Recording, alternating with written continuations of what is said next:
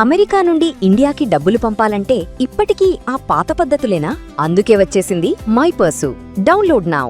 ప్రస్తుతం తెలుగు రాష్ట్రాల్లో ఓటర్ల జాబితా సవరణ, ఓటర్ సర్వే ప్రక్రియ అత్యంత వేగంగా సాగుతోంది. దీనినే ఎస్ఐఆర్ ప్రక్రియ అంటారు. అయితే ఈ సర్వేపై బిఎల్ఓను ఇచ్చే ఫామ్స్ పై సామాన్య ఓటర్లలో ఎన్నో సందేహాలు, గందరగోళాలు నెలకొన్నాయి. బిఎల్ఓ ఇంటికి రాకపోతే నా ఓటు పోతోందా? ఫామ్లో తప్పులుంటే ఏం చేయాలి? ఇలా ఓటర్ల నుంచి వ్యక్తమవుతున్న ప్రతి ముఖ్యమైన ప్రశ్నకు చాలా స్పష్టమైన, సులువైన సమాధానాలు ఈ వీడియోలో తెలుసుకుందాం. వీడియోను ఎక్కడా స్కిప్ చేయకుండా చివరి వరకు చూడండి, ఎందుకంటే ఇది మీ ఓటు హక్కుకు సంబంధించిన విషయం. ఇంతకు ఎస్ఐఆర్ యొక్క ఉద్దేశం ఏమిటో తెలుసుకుందాం. నకిలీ ఓట్లను తొలగించడం, ఒకే వ్యక్తికి 2 చోట్ల ఓట్లు ఉంటే సరిచేయడం, అర్హులైన ప్రతి ఒక్కరికి ఓటు హక్కు కల్పించి అత్యంత పారదర్శకమైన ఓటర్ల జాబితాను తయారు చేయడమే ఈ ఎస్ఐఆర్ యొక్క ముఖ్య ఉద్దేశం. బిఎల్ఓ మీ ఇంటికి రాకపోతే ఏం చేయాలి? మీ ఇంటికి బిఎల్ఓ ఇంటికి రాకపోతే కంగారు పడకండి. మీ పరిధిలోని తహసీల్దార్ ఆఫీస్కి వెళ్ళి మీ ఏరియా బిఎల్ఓ ఎవరో కనుక్కోవచ్చు. లేదా కేంద్ర ఎన్నికల సంఘం అధికారిక వెబ్సైట్లో లాగిన్ అయ్యి ఆన్లైన్ ద్వారా మీ వివరాలు సరిచూసుకోవచ్చు. బిఎల్ఓ వచ్చినప్పుడు ఇంట్లో ఎవరు లేకపోతే పరిస్థితి ఏంటి? బిఎల్ఓలు 1కి 2 సార్లు ఇంటికి వస్తారు. ఒకవేళ మీరు లేకపోతే మీ పక్కింటి వారి ద్వారా సమాచారం సేకరిస్తారు. అయినా మీ వివరాలు నమోదు కాకపోతే మీరు నేరుగా మీ ఏరియా బిఎల్ఓను కలిసి వివరాలు అందించవచ్చు. బిఎల్ఓ ఎన్యూమరేషన్ ఫామ్ ఇవ్వకుంటే ఏం చేయాలి? ఒకవేళ మీ చేతికి ఫామ్ అందకపోతే మీ బిఎల్ఓను అడిగి తీసుకోవచ్చు. లేదా మీ ఓటర్ కార్డు వివరాలు కరెక్ట్గా ఉంటే ఆన్లైన్ పోర్టల్ ద్వారా మీ స్టేటస్ను స్వయంగా వెరిఫై చేసుకోవచ్చు.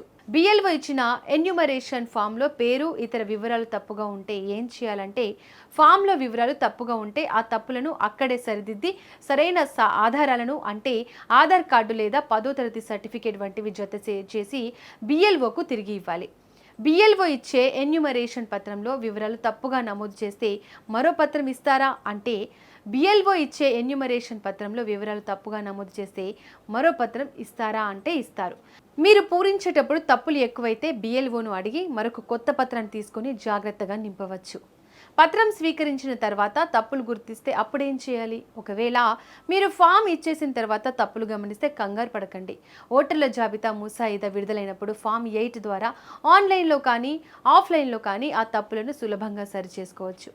తప్పుగా నింపిన పత్రంలో కొట్టివేసి మళ్ళీ వివరాలు భర్తీ చేయొచ్చా అంటే, చిన్న చిన్న తప్పులైతే కొట్టివేసి పక్కన రాయవచ్చు. కానీ ఫామ్ మొత్తం గజిబిజిగా మారితే మాత్రం స్కానింగ్ లేదా డిజిటలైజేషన్ అప్పుడు ఇబ్బంది అవుతుంది. కాబట్టి కొత్త ఫామ్ తీసుకోవడమే బెటర్.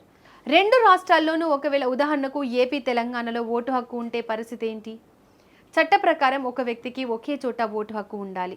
2 చోట్ల ఓటు ఉంటే అది నేరం అవుతుంది. కాబట్టి మీకు ఏ రాష్ట్రంలో ఓటు కావాలో అక్కడ ఉంచుకొని వద్దనుకున్న చోట ఫామ్ 7 ఇచ్చి ఓటును రద్దు చేసుకోవాలి.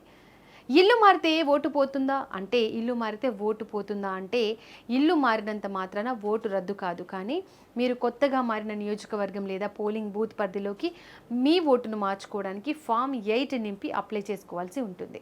గత ఓటర్ల జాబితాలో పేరు లేని వారి పరిస్థితి ఏంటి?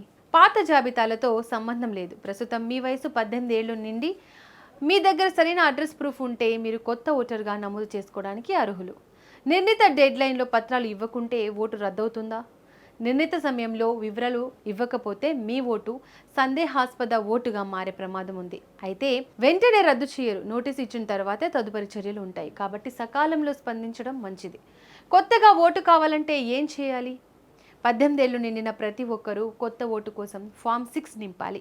దీనిని బిఎల్ఓకు ఇవ్వవచ్చు. లేదా ఓటర్ హెల్ప్ లైన్ యాప్ లేదా అధికారిక వెబ్సైట్ ద్వారా ఆన్లైన్లోనే 5 నిమిషాల్లో అప్లై చేసుకోవచ్చు. చూసారా, సర్ ప్రక్రియపై మీకున్న ముఖ్యమైన సందేహాలను సమాధానాలు లభించాయని ఆశిస్తున్నాను. ప్రజాస్వామ్యంలో ఓటు అనేది మన ఆయుధం. దానిని కాపాడుకోవడం మన బాధ్యత.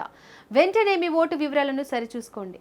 ఈ ఉపయోగకరమైన సమాచారాన్ని మీ ఫ్రెండ్స్, ఫ్యామిలీ గ్రూప్స్లో షేర్ చేసి అందరికీ అవగాహన కల్పించండి.